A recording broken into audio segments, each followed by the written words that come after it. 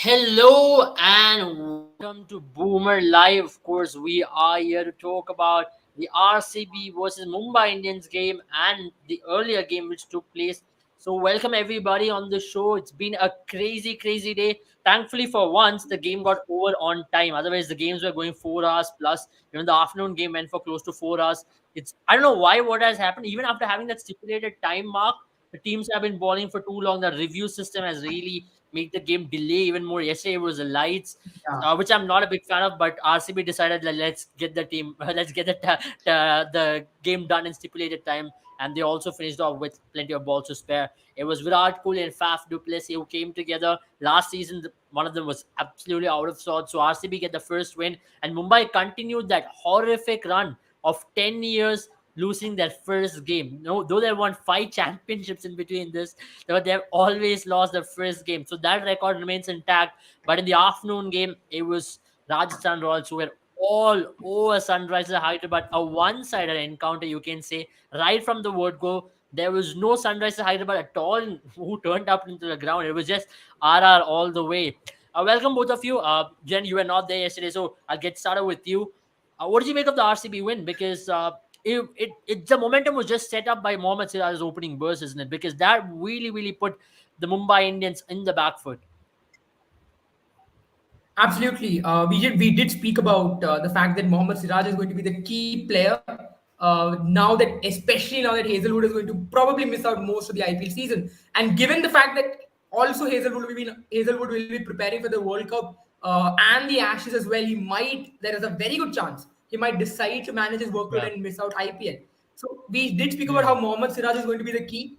And Chinnaswamy has this tendency. I know we speak about how it's a graveyard for ballers, but in that first few overs, in the first 6 overs, or first 6 overs, especially because of the reinforced Kookaburra ball, that new ball does talk a little bit. And if the ball can talk, then Mohammad Siraj really roars.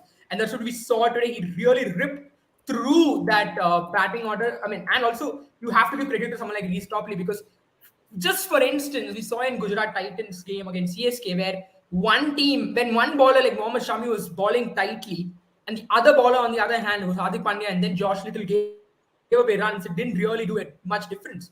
But in today's game, what really worked for RCB was a new bowling pair of Reece Topley and Mohammad Siraj, two very different bowlers, and that's where it really made it difficult for Mumbai. We knew that they're going to struggle with someone like Cameron Yeah. Green in the batting order. It was once again that sort of a day where they pushed Cameron Green to number three, which is a very good place. But Right. then you still believe that Cameron Green is that kind of a player who's going to come off on days and not come off on days. I believe his T20 batting is Right. still really developing. Test cricket, he's Hmm. got that temperament, but in T20 cricket, especially one day cricket, I still Yeah. believe he has the time. But T20 I cricket, he has mean, a long way to go. to be Having very said that, fair, he just averages he did 16 in perfectly. T20 cricket, right? So that in Yeah, I itself says mean, he's not the most the only impactful reason why he's T20 picked up Abel, the only reason why he got picked up in the auction is because of his performance against India. We did speak about how he's got an Yeah. average of 10 in BBL. The only reason why he was picked up again by Australia in that series to India was because of two reasons. One, because he's done that MRF tours to India as a young cricketer. Yeah. He Yeah. knows how to play in India. Secondly, because he's a Ben Stokes kind of a mold of a player. I know he's not developed like Ben Stokes, a long way for him to go, Yeah. but that kind of a player is very rare. So that's the reason why they wanted to develop him. Those are the Yeah. only two reasons. So you have to really look at his career as a golden career where he's been fast tracked too many times. So that Yeah. is something that you will have to. That is something that's going to show effect. So we did speak about how he's being a little overpaid. So I think Absolutely. that's kind of coming to frame. Having said that, he might make me eat my words. I mean, there's something which I'll talk about Kapil as well because last 3 years as well they've lost their first match, but they were unable to qualify for playoffs. But Satyamani, today's loss. I mean, we will talk about Mumbai in depth, particularly about certain players who they have really made a mess of, and the bowling attack also. But to be honest, let's talk about one more bowler. You've seen Akash Deep's development as well. I know he went for a little bit of runs, but his ability to bowl with the new ball, we've seen that throughout the season with Bengal as well. He bowled that beautiful ball to Rohit Sharma to start off his spell. How much do you think RCB can use him? Because that guy is a very good, very good bowler who can bowl very high pace as well. And that's one of the primary reasons why Bengal played the Ranji Trophy final. Yeah, exactly. And I think RCB have like now come to terms with how to use Akashdeep in their bowling. unit how to utilize his capabilities and abilities. And if you will see that he is introduced after the power play or towards the later half of the power play to take on that 6 to 15 overs period, he'll come in, he'll bowl his spell of overs where the batsmen are looking to get a move on, because previously you had the likes of Josh Hazelwood and Siraj starting the bowling for you, but now in Hazelwood's absence there was Topley. So Topley and Siraj rarely give anything away in that opening spell. So the batters want to release their pressure, and with no Hasarenga being this time around, they will definitely target a bowler like Akash Deep or a Karan Sharma or a Harshal Patel. Harshal Patel predominantly bowls towards the later end, so predominantly they will target a Karan Sharma or a Akash Deep. So that is the time when you should, as a RCB management, and I think RCB management as well, does not look into the economy rate of Akashdeep.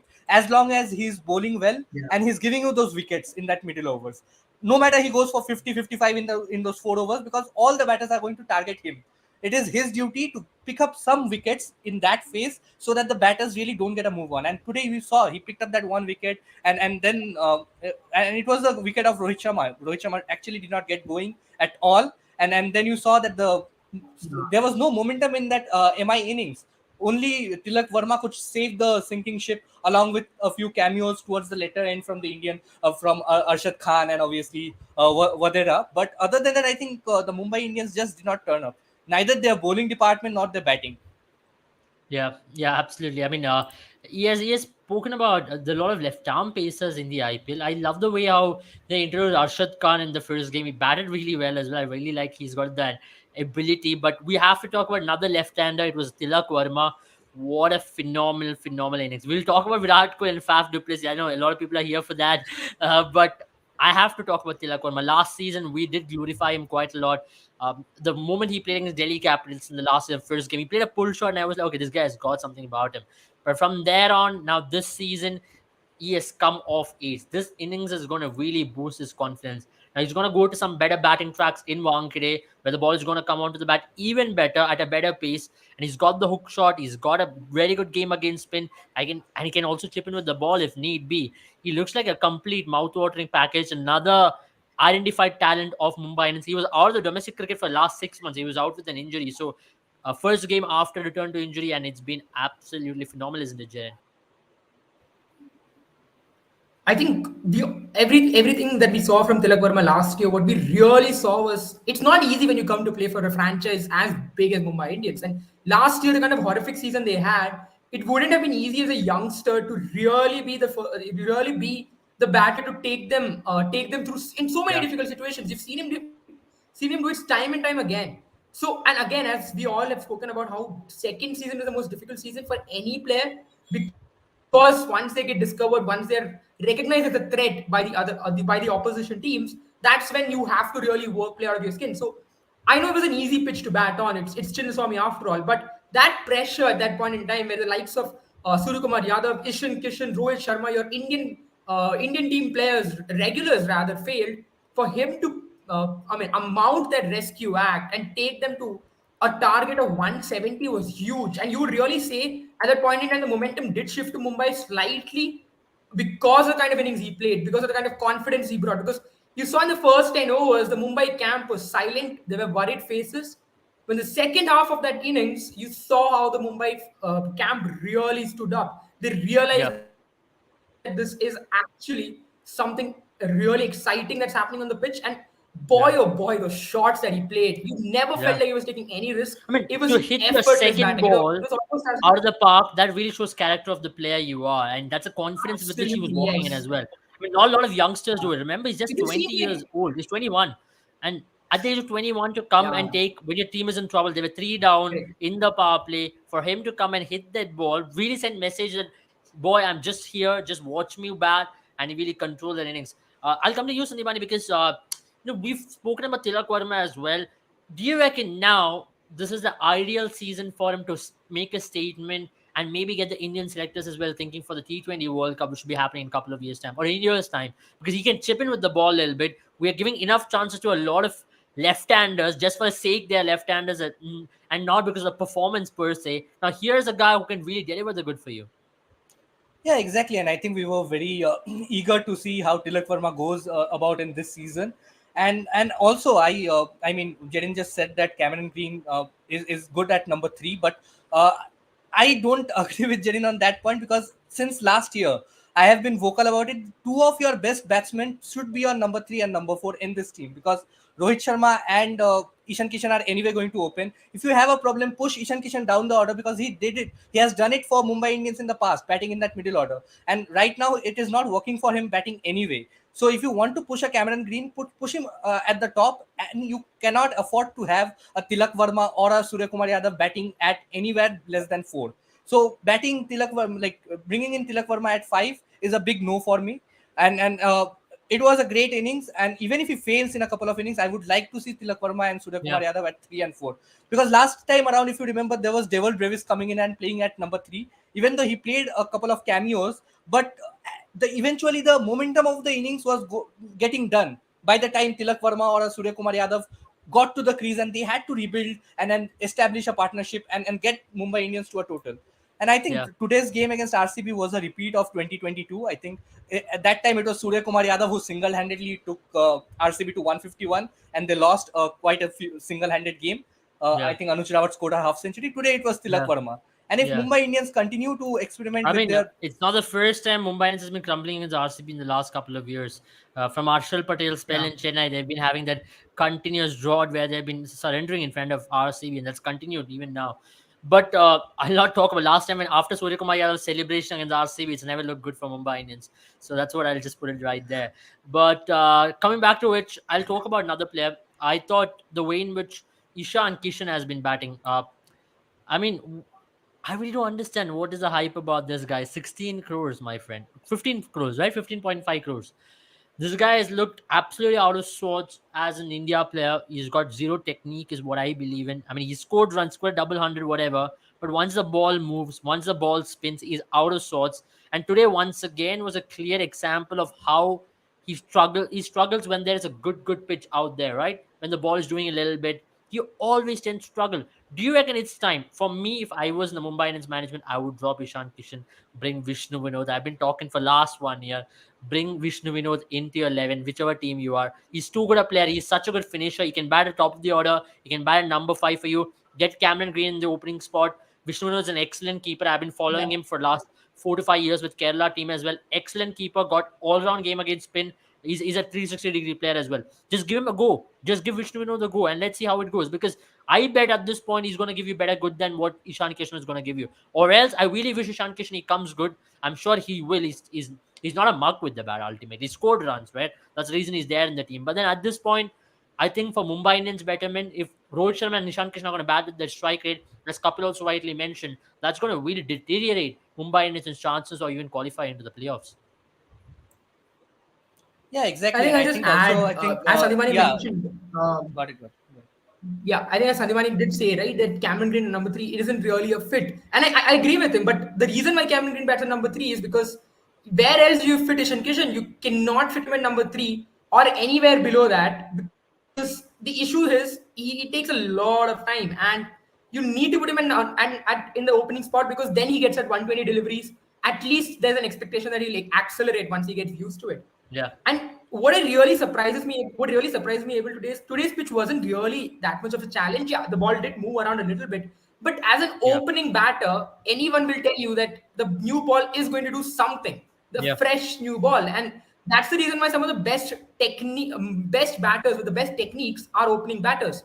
You look at any opening batter, he'll have a sound technique. So that's where what really surprises me is Ishan Kishan looks all out of sorts, and it's not like he's getting out like how KL Rahul, for instance, has been getting out. We know KL Rahul has a yeah. mental block because he's getting out in multiple ways. But how Ishan Right. Kishan keeps getting out, there's a pattern to it, right? He's not Right. really able to cover his off stump. We saw that against someone like Mukesh Chaudhary. We saw that today as well. We saw that when New Zealand was bowling to him in Lucknow, where his off Yeah. stump he's not able to really cover it, and that is Yeah. probably the biggest flaw an opener could have, because it is probably the most important I requirement mean, for an I'll opener add to that as against well, a Jaren. new It's opponent. not today, right? His average in T20 It's cricket not. at Yeah. this point in the last 15 innings is just 11. His average is just 11. and his strike rate is just 103. Now that is a bad stat if you're an opener. You're playing more than 15 innings, both internationally and now for Mumbai Indians as well. And you're considered to be India's number one opener in T20 at this point of time, at least as a keeper batter, because he gets the nod here as long as Rishabh Pant is going to stay away. So I reckon that's just not fair for any other player who's going to be in the selection conundrum. Even in Mumbai Indians, they spend, as Kapil also says, maybe stock is going to definitely drop down come the next season. But now at least Mumbai Indians should look at what is the best way for him. I know it's going to dent his confidence, but would you want to really pursue with a player who's in absolute no sorts and keep a player who's been in very good form? Vishnu has had a very good season with Yeah, Kerala. That's, I'll just add to it, Abel. It's not like Mumbai Indians have had a great season last year or they're really looking like a solid team. They are looking like a team with a lot of holes. And yeah, when you are a team, like for example, CSK in I think it was 2018 or no, 2018 CSK, right? Or even the CSK that reached the finals against Mumbai lost by 1 run. You could really carry a Shane Watson throughout because the whole team was doing well. The 10 players or 9 to 8 players were doing well regularly. You can carry yeah. a few players and give them that confidence. You have the luxury to do it. But in a situation, in a dire situation where Mumbai is really fighting to keep their legacy alive, and also the fact that their team is going through a transition, which, to be very honest, I genuinely believe in an IPL auction where you get talents on a regular basis, the transition shouldn't last for more than 2 years. And because I mean, I can understand in football where you have drafting and you're selling players and you're buying I players. It also takes have a some time to feeling build. they're looking at the future now. I think Mumbai are in very safe hands. Once Bumrah is back, once this team really clicks, they're going to be an unbeatable team because there's a lot of goods in that team. And I also feel player like Devil Brew is sitting out doesn't really make a lot of sense for me because he has had a phenomenal season. I know he's not played for South Africa yet, but then he's coming off some really good domestic performance in the CPL, and wherever he has played, he's put in some really good performances. So for him to also sit out, it does not really make any sense because I know it's such a good team, but as you're moving to transition, at least give chance to someone like a Deval Brewis. He could be a future opener. You never know. And Mumbai Indians has always worked away when there's been an overseas opener doing a job for them. Dwayne Smith, or let it be Yeah. Michael Hussey for a brief while, or let's talk about someone like Quinton de Kock. That's been Mumbai's success. Two Indian openers has never worked for Mumbai as well. I think that pattern of having, what has been your overall pattern? Three overseas quicks, no, two overseas quicks, one middle order bat overseas, and one overseas opener. That's been your structure, right? I think that structure should be followed by Mumbai Indians, and that's why I think them going away from that structure has also impacted them in a big way. Yeah, correct. I think I'll totally agree with you on most of the things that you said, but I still don't know if even if Devil Brevis comes in, where do you play him? Right now, you have to sort of open with him. If you want to open with him, then you'll have to push Ishan Kishan Yeah, down at 5 or 6. But then where does Tim David bat that's my and where point, does right? I won't Cameron have Green Ishan bat? Kishan in my team. And I'll have Vishnu also, in there's my also team. the issue of someone like Tristan Stubbs, isn't it? Tristan Stubbs, Yeah, again, a player who can really hit the long ball, a very good finisher as well. We saw in the SA20 that whenever he was in his zone, he was really a player. And he was really someone who would do well. Last year as well, right, for Mumbai. Towards the end half, where they were becoming a pooper team, these three players, right? It was Devil Brewis, cameos from Devil Brewis, Tristan Stubbs, and Tim David, who really was taking the game away from opposition. That is a absolutely. scary finishing line, a finisher's package. See, I mean, I can understand. I mean, Mumbai Indians, the reason why I still feel that they had that one foreign player, one, the structure that you spoke about, But I Devil, is think, also got to Jaren, do with the fact that if you push Cameron Green down the order, I think he can team up with Team David but and he's never do a decent worked enough down job. the orders on the money. That's the best part, isn't it? His T20 career Yeah. really But he got hasn't built got up. consistent The chances in attention, India, right? With shorter boundaries, I think he'll come good. I mean, He he just have to should come come and good but at I shoot least in it. think the reason Mumbai. why he does so well, the reason I feel he does so well as an opener is because he's a player who takes a little bit of time to start smacking the ball right out of the park.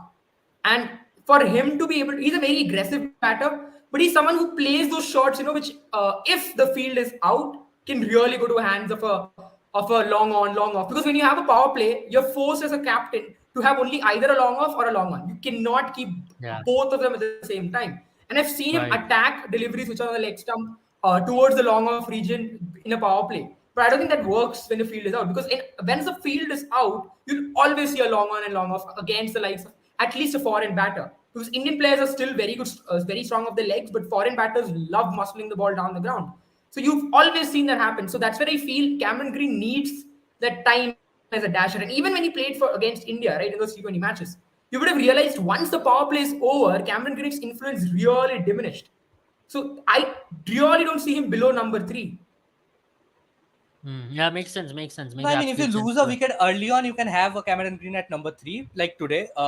It's still workable, but if you want to, if you don't get Cameron Green on by the power play, I think instead of having him in the over 6 to 15, he will do a much better job coming after the 16th over, where you give him the license that okay, you try to clear long off, long on. If you can, it's well and good. If you can't, it's fine. You just have Yeah. to clear the boundary. You don't have to look at your average or at anything else. Just look at the ball and hit the ball. And I think that should be what his role will be in the future, because I totally feel that even if you want to have a Devil Brevis playing at number three as well, if you want to have Brevis at three, Surya Kumar with the form that he is in at four, Yeah. then Tilak Varma coming in at five. But there are so many batsmen. Tim David will have to fit in at six. Even if you can fit a Cameron Green at seven, then it means you'll have to stick to Ishan Kishan or a Vishnu Vinod to open the innings for you. Yeah. Yeah, makes sense. So, Uh, I yeah. mean that's going Mumbai now. I think after one game, let's not also jump the gun. I think we have a little bit of time as well. That's something which we've seen over the years in No, but Mumbai I think Indians. the issue for Mumbai There are a Indians lot is of not the positives as batting. well. I The mean, issue I is think there are not a the lot of batting. positives as well, right? There are a lot of positives like Arshad Khan, for example, or let's talk about someone like Nehal Vadera. These guys look good. I mean, there's a lot of things to be happy about for Mumbai Indians, and maybe this game is something which they would want to put at the back right now, and that's the best time to get a game like this away in your first game itself. Maybe not in the middle of the tournament, not as you get going, because last season they had what close to 8 losses straight, and that was really bad. Now they'll be hoping that they really want to Yeah. get on a winning run, and once Mumbai gets on a winning run, that previous legacies or that winning run will really help them to motor along as well. Now that's about it from Mumbai. Let's talk about RCB. I think as an RCB fan, at least, I was pretty happy to see this opening pair. Last year, I was very disappointed as a RCB fan. When will this opening pair actually click? And that really was that was a really positive sign. Now, Faf du Plessis was coming into the IPL after having a phenomenal time in SA20, and whichever league he's played, he's got a strike rate of Yeah. 183 post the last IPL in power play. That is a telling stat. And today you saw glimpses of what we were all talking about. Fab du Plessis is the aggressor in that particular partnership. And finally, when these both are clicking together, they both look like the most solid batters out there.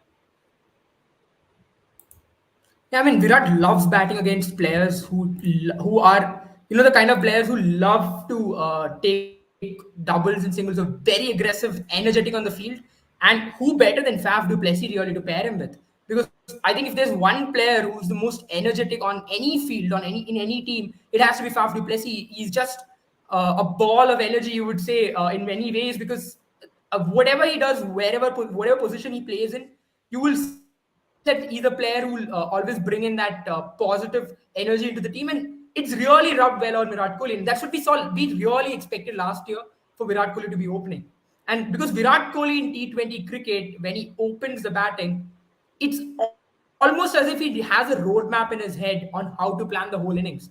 Virat Kohli is someone who's exceptional when it comes to innings building, but when he's given that opener spot, he's someone who not only know how to build his own innings, but he'll know how to build his team's innings, and that's where you really put him in control. And especially when he's chasing, I think that's just an excellent position to keep Virat Kohli when he's chasing. Um, Also, having said that, really have to give it to Faf and Virat. I know there was a bit of dew that came in, but Mumbai did. I think if they could have picked up at least one wicket, gotten rid of one of these two, you feel the game would have been a little bit more trickier. But obviously, when once you let Faf and Virat fly, there's no stopping them.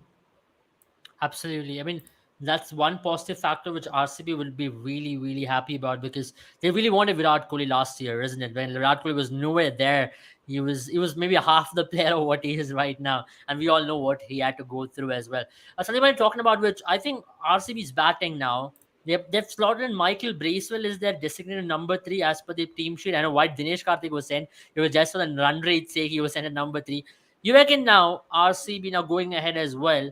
they really want to have Michael Bracewell there and maybe not play with an overseas squad because we do not know what's happening with Reece Topley. He's dislocated his shoulder, is what we can hear last.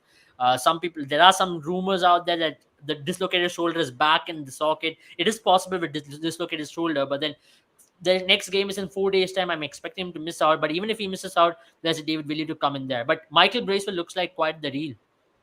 Yeah, I think we had spoken about this in our preview as well. That Michael Bracewell more so with the bat. I think whatever he gives with the ball should be an added advantage because I think Michael Bracewell with the bat, especially in the Chris smaller Gale really grounds. thought Michael Bracewell was a part-time bowler. He was talking in the commentary. He was a part-time bowler. He never knew he played Test cricket for New Zealand. Yeah, exactly. But once I mean, today Michael Bracewell came in and picked up the wicket of Surya Kumar Yadav, so he did a great job with the ball as well. But I think if you have to slot in a Michael Bracewell at 3, then you can have a Maxwell at 4, Dinesh Karthik at 5, and I'm quite sure that they were going to use the impact substitution as a Lomror or probably another batter, Suyas. They would come in at number 6, whoever the impact substitution would be, and then you can have Shahbaz Ahmed at number 7. But I think that the batting with David Willey coming in at number 8 and Harshal Patel doing the job at number 9, I think it's a deep enough batting lineup. But I think if Virat Kohli or Faf du Plessis does not have both of them get out early, who is going to sort of steer the innings through? Because Yeah. Michael Bracewell, Glenn Maybe, Maxwell, maybe Dinesh that's where you Karthik. would need someone like a Mahipa Lomara to be coming in at number 3 rather than number 6 because he's good enough batter to do Exactly. that. I know Rajat Patidar is a big miss, man. I mean, there is no denying to the fact Rajat Patidar is like the main guy right now, right? After maybe Virat Faf, the third person in the batting order is Rajat Patidar. But Rajat Patidar is the only player who is different from the dimension. But in a T20 team nowadays, when you have Virat Kohli and a Faf du Plessis, do you need that third player to do it so? Because we have evolved from that particular era when you need that third player, fourth player. Now you're looking at one-dimensional batting attacks almost everywhere, where you need to go with power from the word go. Then you have Virat Kohli already in your team. Do you reckon, Jaren, that third player will make any benefit? I mean, if Rajat Patidar is there, it's definite bonus, but then you need more power. Yeah, I mean, I can see what you're saying, but maybe the issue is also is RCB's batting lineup that long, really? I mean, of course, when Mandu Hasaranga comes, it becomes slightly longer, but you still reckon now, especially now, I mean, obviously, David Willey might help as well, but the issue with David Willey really is, I mean, when it comes to batting, he is someone who can contribute, but as a bowler, he's sometimes on and sometimes off. And Reece Topley, you can always bank on him to really hit those right lengths. He can be someone who can really bank them on because in the past few years he's really worked on his white ball game. But that's been the issue, right?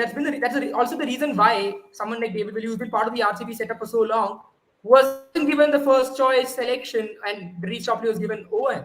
So that's where one issue that RCB might face with really stocking up the top order is if on a fine day when you really have a day like what Mumbai's had right today, where the good deliveries get your top order out. We've seen it happen time and time again because the conditions have really changed. The knuckle, I mean not the knuckle ball, but the bobble ball and all these things have made top order batting really difficult. So when you have that kind of a day, you need a batter to really steer your team through.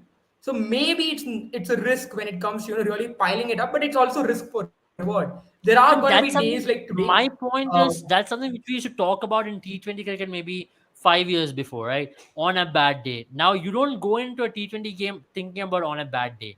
I mean, I know this can happen. On a bad day, you lose the match. That's as simple as it. That's what England has made us believe, or that's what the entire world in T20 cricket has made us believe. A bad day is a bad day. If your top 3, top 4 can't do it, nobody else can do it.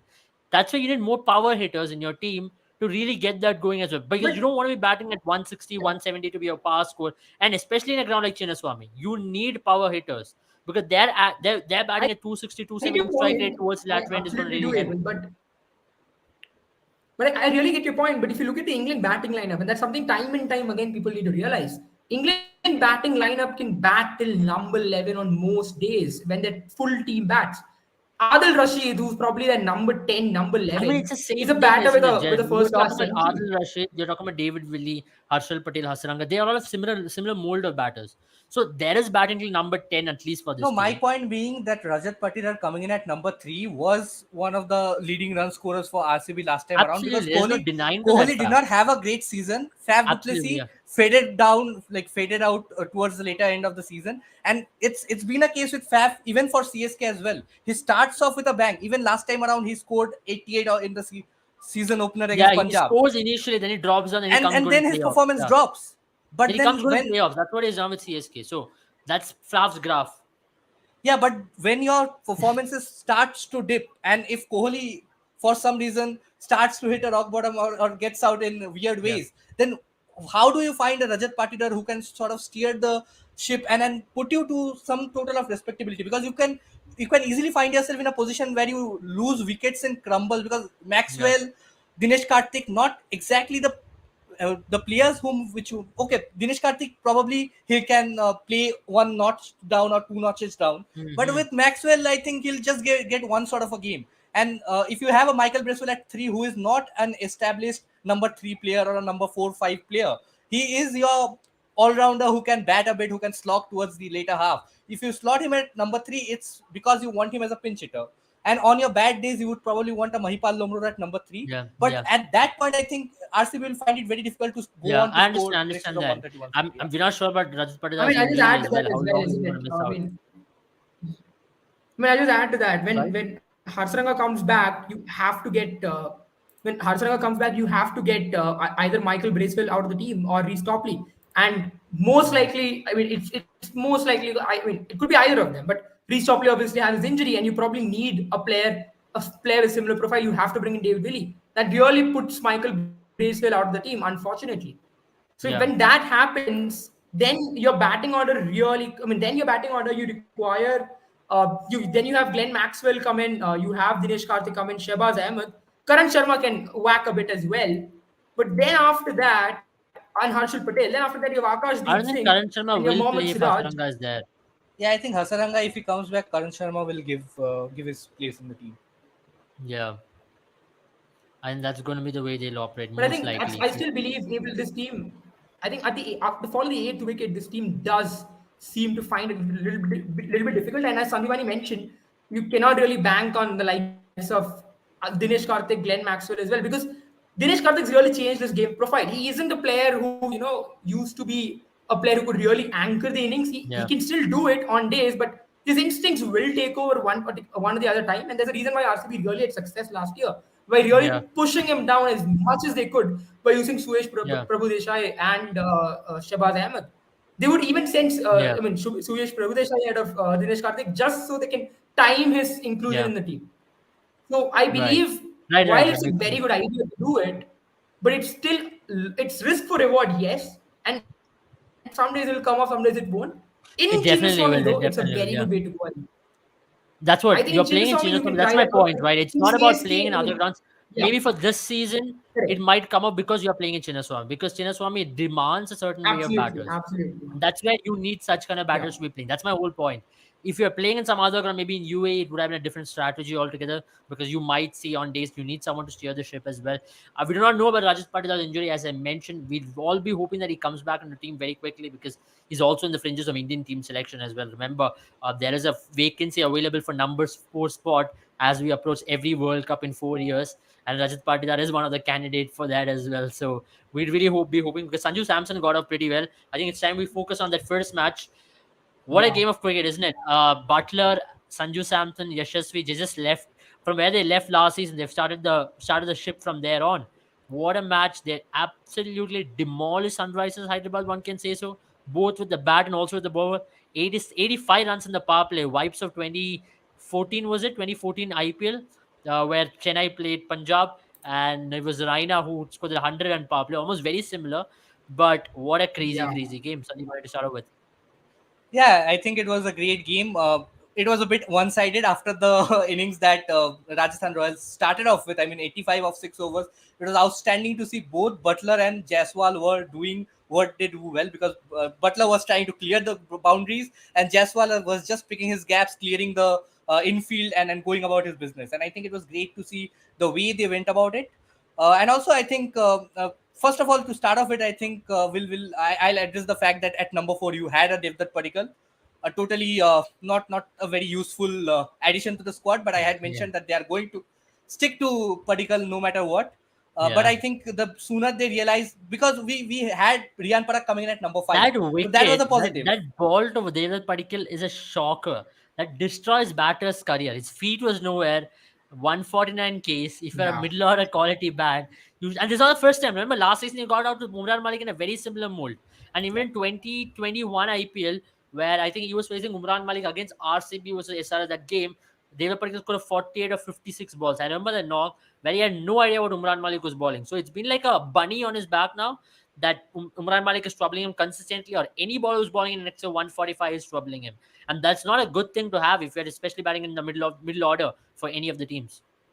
Exactly, and I also feel that Rajasthan Royals, after the start that they got, I think 122 for one at the end of 10 overs, you expect them to go on and score 230, 240, especially with the likes of Shimran Hetmeyer in your ranks. And when players like Natarajan had gone for 17, 18 runs in the first overs, Fazalak Faruqi struggled in the earlier spells, even though he got Butler out with the second last of ball of the power play. But Yeah, still, both of them were really expensive, and the problem with Rajasthan Royals is that they allowed Natarajan, Umran Malik, and Fazalak Faruqi to settle down towards the later half. Riyan yeah, Parag was taking some time to get going. Exactly why you need Riyan Parag at number 4. Shimran Hetmeyer, by the time he came in, it was too late to get a move on. And Ashwin coming in at number 7 did not really have much to do. I think yeah, they absolutely crumbled the start. 122 to 203 was not the way to go about it. But I think first double 200 of this season's IPL, they will happily take it. And the way they demolished Sunrisers Hyderabad will be very pleasing for them. Having said that, I think Sunrisers Hyderabad, Bhuvneshwar Kumar was very lackluster with his captaincy. I think, yeah, we yeah, can give it to him because first game captaining yeah, yeah. a And side he's is not even a designated captain, so I yeah, think yeah. So that's the something which bowling we can give changes credit. and some of the fields, I personally did not like some of the tactics that he used, but nonetheless. And talking about bunnies, I think Chahal has been making Mayank Agarwal a bunny. I mean, this was the seventh time that he got his wicket, Yeah, yeah. and it's being a lopsided rivalry right now. Yeah, Mayank Agarwal couldn't do anything much. But let's talk about the runs versus balls phases now, because that's a very interesting stat to talk about. That opening partnership where you had Joss Butler score those runs, and maybe Jaiswal's hat is not very indicating. I know he did slow down quite a bit. I mean, maybe you can say even Sanju Samson had a very decent game in terms of the balls faced and runs scored. But that particular stat where Yashasvi Jaiswal and Joss Butler took the attack on, that was the end of the game, isn't it, Jaren? Yeah, I think when Josh the boss gets going, it's very tough to stop him. He was just, I think the first or one of the first sixes that he hit was that one ball where he played off the back, I mean off the front foot, but just flicked the ball, and the ball traveled a long distance. And at that point in Yeah. time, I think alarm bells already would have started ringing in the Sunrisers Hyderabad dressing camp, because he was just timing the ball that sweetly. And Yashasvi Jaiswal, and I think this we all know there's something about this lad. He's had an excellent season when it comes to the domestic circuit. Both red ball and white ball, just talent that's really building up to be something great. I think it's going to be very exciting to see how he really shapes up. And Rajasthan Royals know how to shape their talent. So, but what I was really impressed with was Sanju Samson's innings, because we spoke about how when one of the competitors of Sanju Samson, Ishan Kishan, has been draining away that Yeah. that momentum from the team, for Mumbai Indians team. But at that Yeah. point in time, when Sanju Samson came into bat, he's the captain of the team. A wicket had just gone down. He could have Yeah. decided to just hang in there and wait it out, I mean, or that is just Sanju Samson. That's one of the reasons why he allow doesn't get soak picked in for some Team pressure. India as well. You have to be selfish if you have to Exactly right. picked for Team India. Unfortunate scenes, right? You have to play for Absolutely, your own benefit and averages. I agree with you. I think that's the issue, Yeah. the biggest issue, right? We've spoken about it hundreds of times. When you focus on average in T20 cricket, it never But really look at that works. strike rate, Jaren. You cannot expect a 171. batter. 171. Yeah, He carried on from where Butler left off. The way in absolutely. which Sanju Samson hit the spinners today, he did not let Adil Rashid to Yeah, control or dictate terms. And even Washington Sundar. Washington Sundar was demolished today. And at the same time, the Pacers. He played that ram shot of Umran Malik. And Umran Malik is like, that's my strongest ball. Now, what do I do? He played it not once, twice. One he Yeah. hit him over the keeper, and one he just guided it near to the third man. And that was it. That was where you really understood that Sunrise have no option now. The only option they had from the middle overs was to go to Adil Rashid and Umran Malik. Now when Sanju Samson plays like that, and we have to talk. We have enough time to talk about Butler, but then Sanju Samson, he gets unnoticed. I know he starts off every IPL like this. It's a normal thing, right? Last four IPLs, every IPL he has started off with a bang. Sandeep, that's my question. Now for Sanju Samson, if he continues like this, is there a shout for him at T20 team and the one day team? Because his average in one day is 83. Remember that, 66 rather. Sorry. Yeah, definitely, definitely. We had mentioned this in our preview. I mean, what Sanju Samson can do is just focus on his performance, and I think he has been letting the bat do the talking for him. But unfortunately, the selectors, I don't know what they are uh, getting feed. I mean, if they could have got basic statistics regarding Sanju Samson and Ishan Kishan, I think it was a no-brainer that they would have gone with Sanju Samson way earlier. But Yeah, still, I mean, it's only so much that Sanju Samson can do. He can captain yeah, a side, he can focus on his performance, get these 50, 55 runs at a strider of 170, and just hope that yeah, the selectors get some sense knocked into them. And I yeah. think that is how Sanju Samson can get into the team. But having said that, I think, yeah, I just love to see how Sanju Samson went about it. But also, Sanju Samson, a thing with Sanju Samson is he has also been a very good starter in the IPL. Yeah. And eventually, as the season goes on, his performance starts to fade a bit. So you Mm-hmm. see a Sanju Samson start off with half centuries, 60s, and then at the end of the season, he has an average of 28, 29. A strike rate is always good because Sanju Samson, no matter if he plays 10, 15 balls, he'll go on to score 20, 25, 30 runs. So Yeah, strike rate is absolutely. never an issue with Sanju Samson, but his performance starts to dip. So I hope that does not happen this time around. If he can continue to maintain his performance with the bat, I see Sanju Samson get into the T20I team for sure, and I hope that he gets into this ODI into the ODI team as well in time for the ODI World Cup, because India will have a couple of games, 6 games before the Asia Cup as well. So including the Asia Cup, there will be around 10 to 11 games that India will play before the World Cup. Yeah. So getting in Sanju Samson would be this tournament is going to be very, very crucial for Sanju Samson. So his performances will Interesting. count for sure. Interesting that you mentioned that because even for Sanju Samson, it's all about captaincy and how he maintains it. Jen, what do you reckon about this Rajasthan Royals team? Once again, if you look at that batting thing, you again feel are they a little bit top heavy going into the season because we've not seen a collapse. On a bad day, they might find themselves in a little bit of position, isn't it?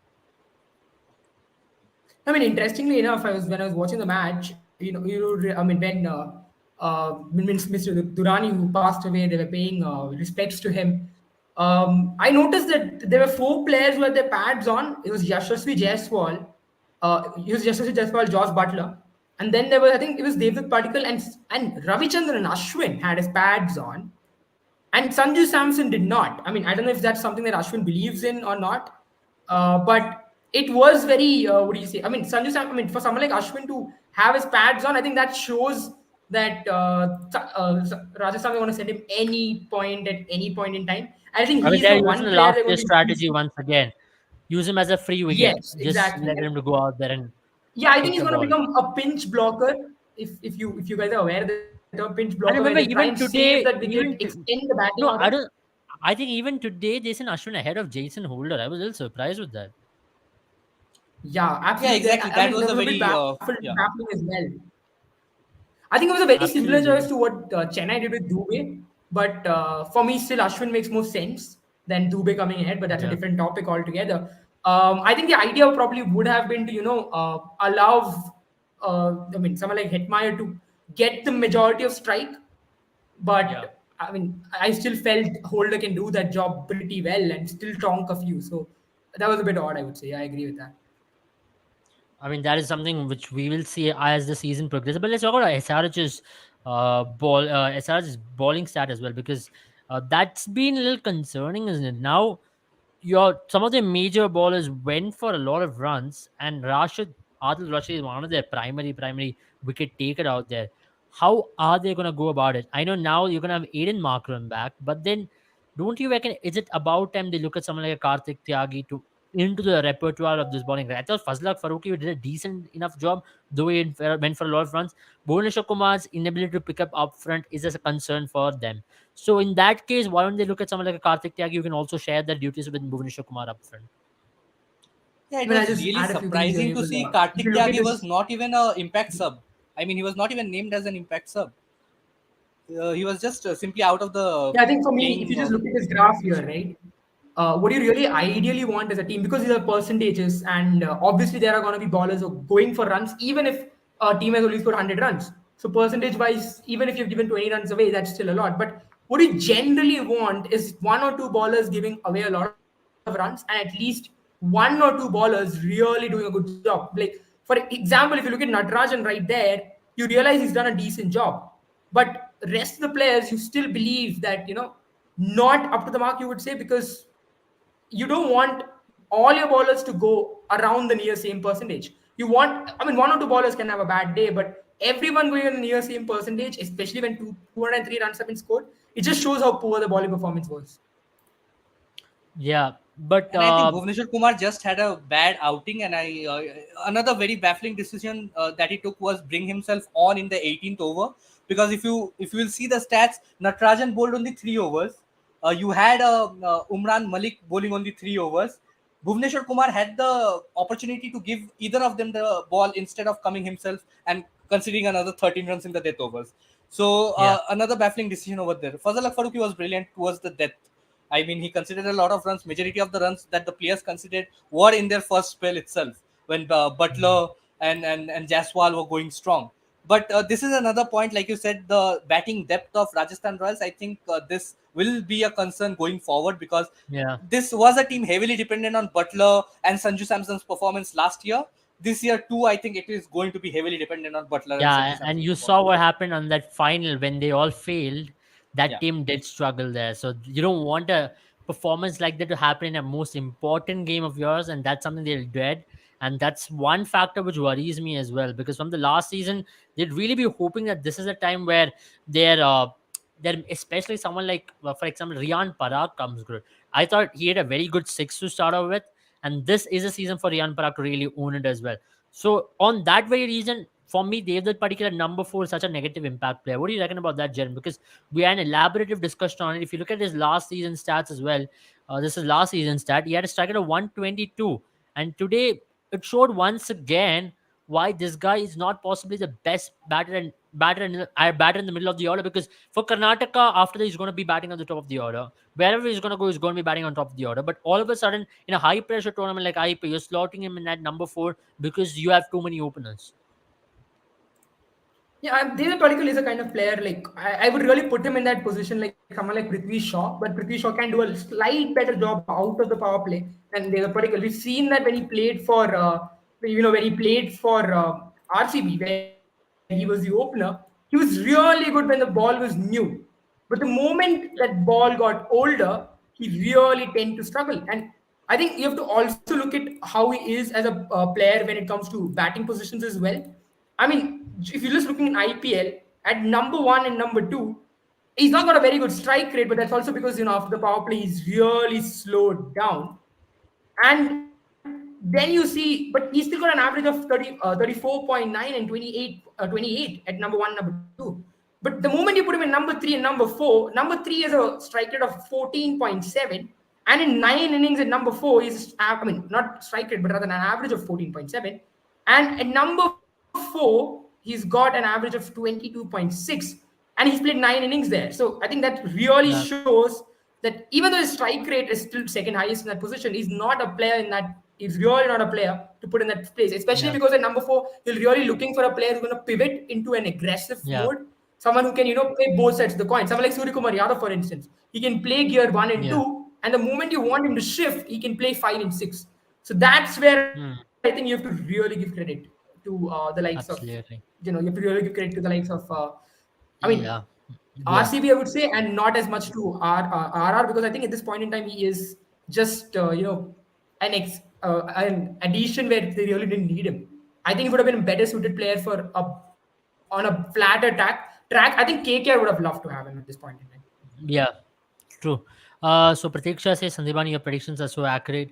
Yeah, Sandipani's predictions are always accurate more often than not, except when he predicts for maybe KKR. So No, I he think my just can't be like that. predictions for So KKR were that also was his. pretty accurate, No, it was also unless against the team he No, predicted to you come good, said right? Punjab. you So it said. had to cancel out. Unfortunately, I couldn't be there yesterday. I have to see this. You said that Punjab's going to lose, and I said Punjab's going to win. And guess whose prediction was No, no, right no, no, there? no. Let's So give it to Sandipani for that because he did predict that Punjab will come to the top four. So it had to cancel his team out.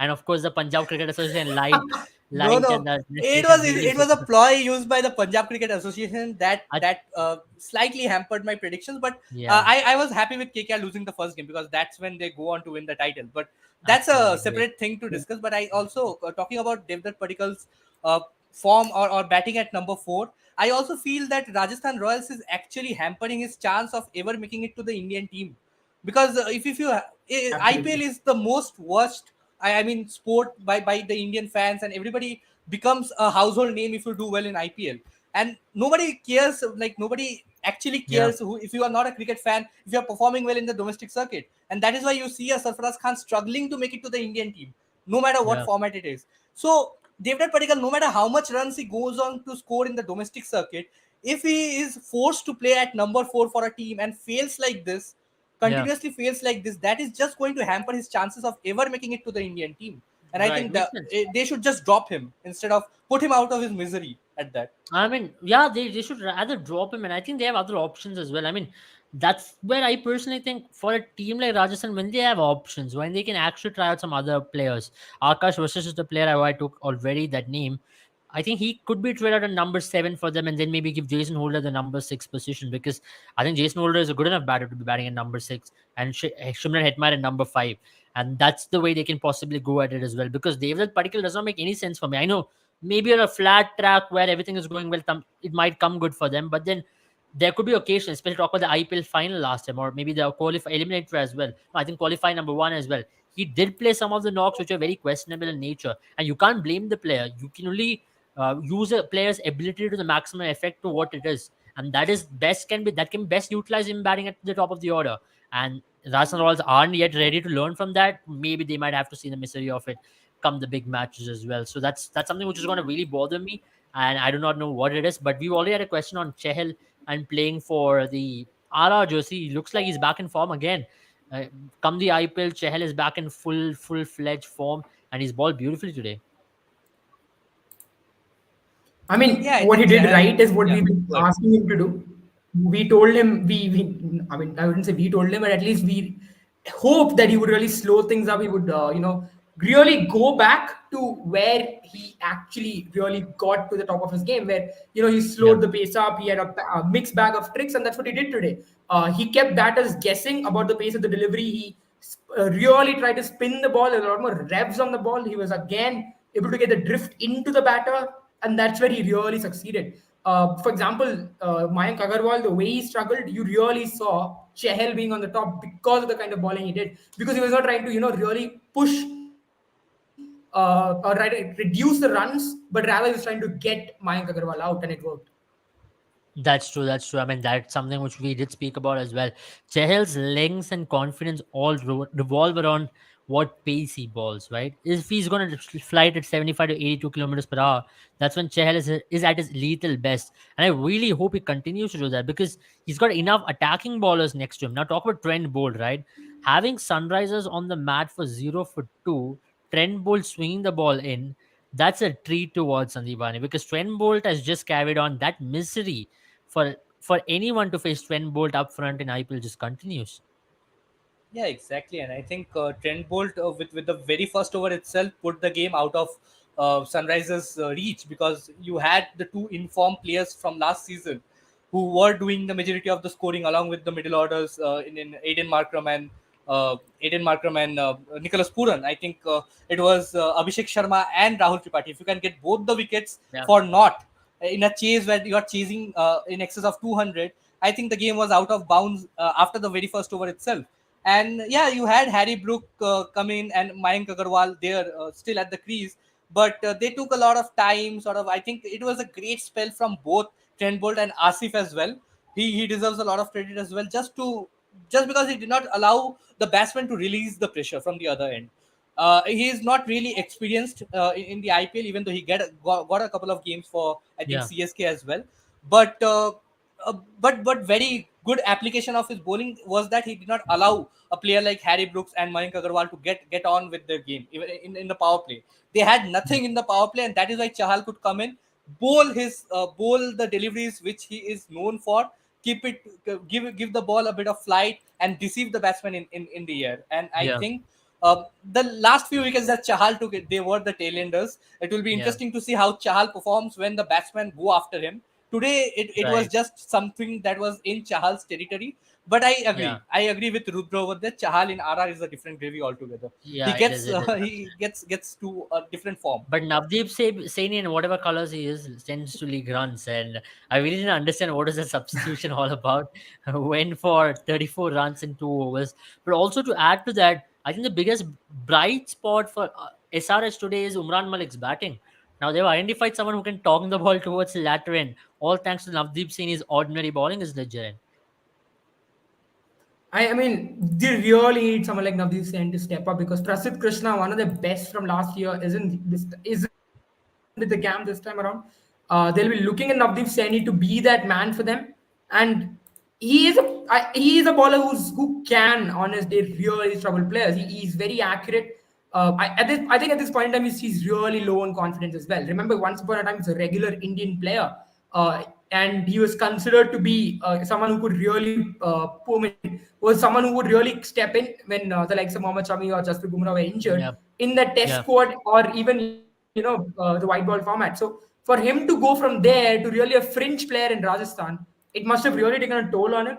But that's also where he really needs to go back to the basics, right? You felt like today when a team like Sunrisers struggled all the way, he was at one player that probably helped RR's net run rate really come down because in the right. final few overs, I think if you can just pull up the graph table, you'll see that the final few overs they really gave a lot of runs away, and it would have really hurt them Yeah, if not for Trent Bolt's spell in that first 6 overs.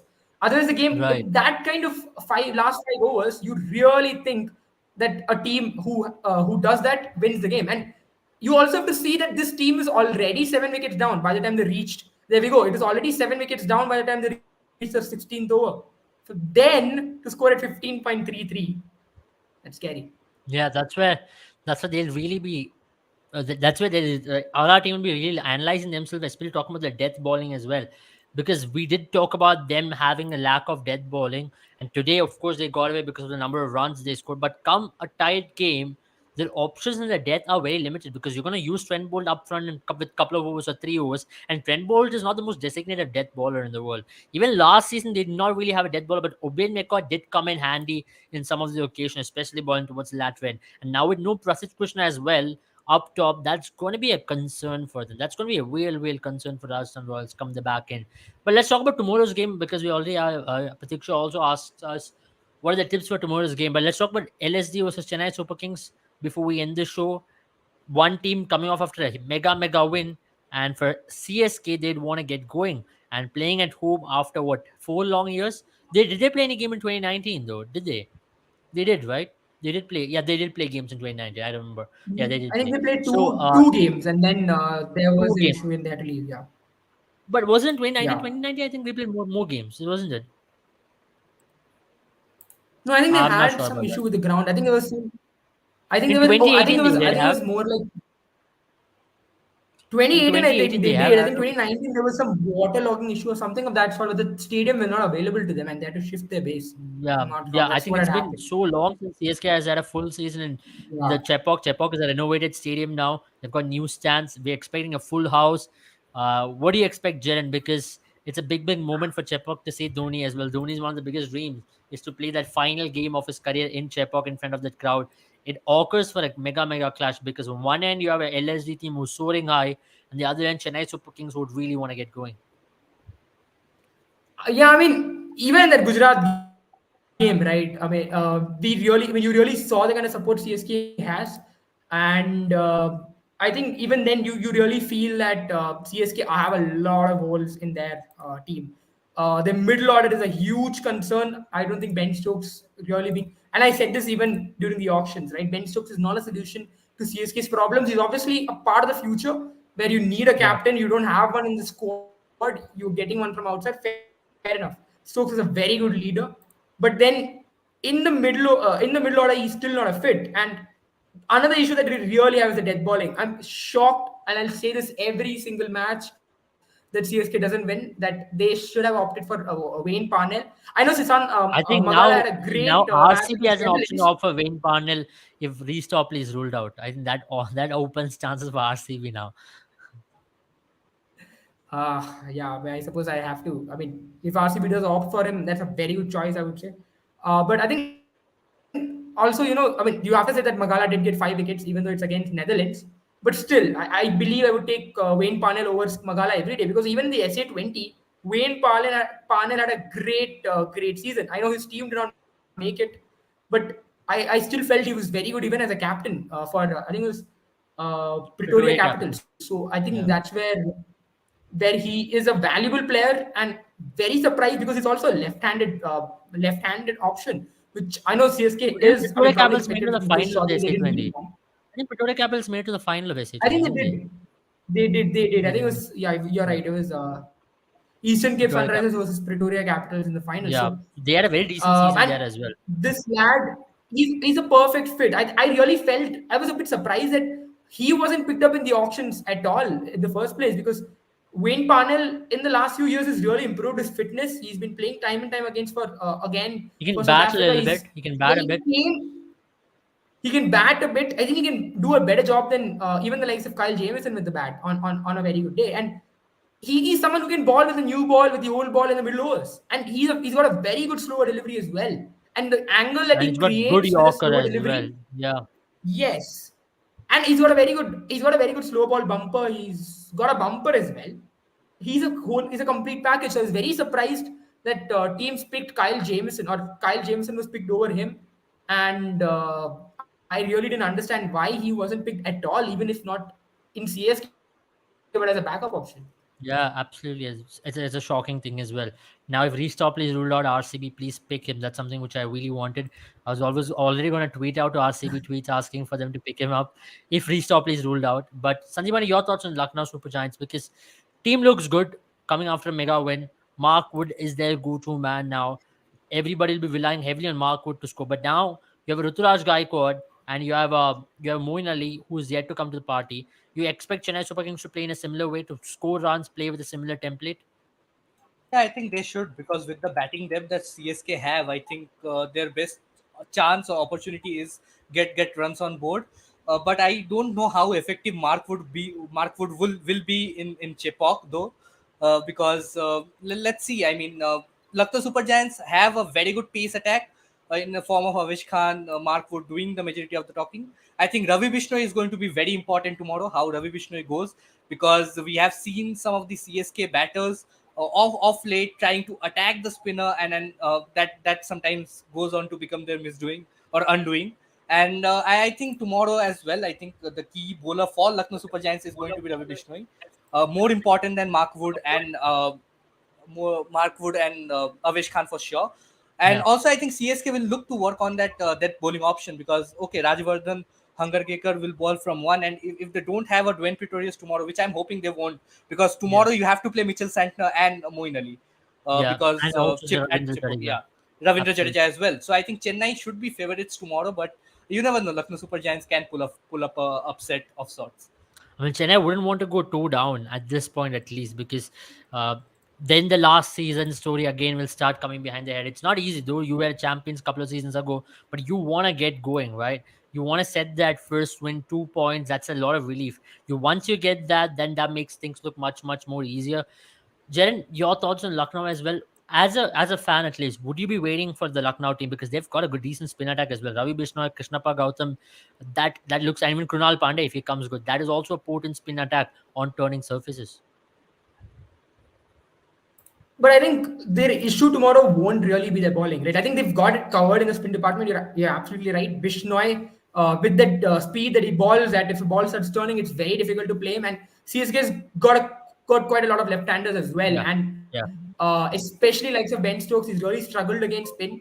Another reason why I feel another reason I feel he's not a player for CSK at least. And also because he's not bowling, so that really puts the pressure on CSK.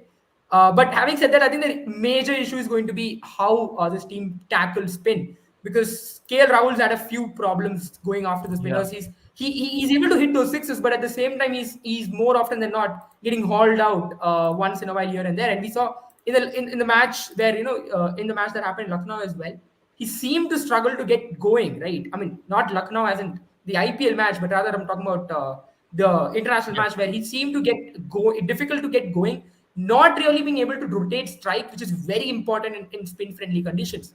And also, you've got the likes of probably Marcus Stoinis is one player that really bank on. Nicholas Puran as well, he can sweep the ball both sides of the ground. Those two probably are going to be very important for them when it comes to CSK, because those are players, especially because Nicholas Puran is a And left-handed I think bat. Deepak Huda is going to be an important Ravindra player for Jadeja them because he's a and fantastic player of spin. yeah, yeah, absolutely right. So I think that's where it's going to be a bit important for them to really, the batting is going to be more under the pump, especially if CSK bat first and put up a very good target. Absolutely. I mean, And that's also, about if it from Krunal us. Pandya fails to perform tomorrow, I will drop him from the Lucknow Super Giants side. If you can't go, if That's a you big go to call. Chepauk and can't perform with the ball, especially because Krunal Pandya batting at number 4 is, like I mentioned in the post game for Lucknow as well, it is too high for Krunal Pandya to be batting at number 4 for a team of Lucknow's caliber, getting promoted ahead of Ayush Badoni, Marcus Stoinis, and a Nicholas Puran. It's Yeah, a disregard with the form that he is in currently. So Krunal absolutely. Pandya needs to perform tomorrow, or he's out of the team for me. Interesting that you mentioned that. Okay, so that's about it from us for today. Thank you for joining us. I mean, it's been a long day. We had two games again. Once again, starting from 3:30. It's already next day. So Chennai will be taking on Lucknow today. So that's how our schedule has been. It's been round the clock during IPL.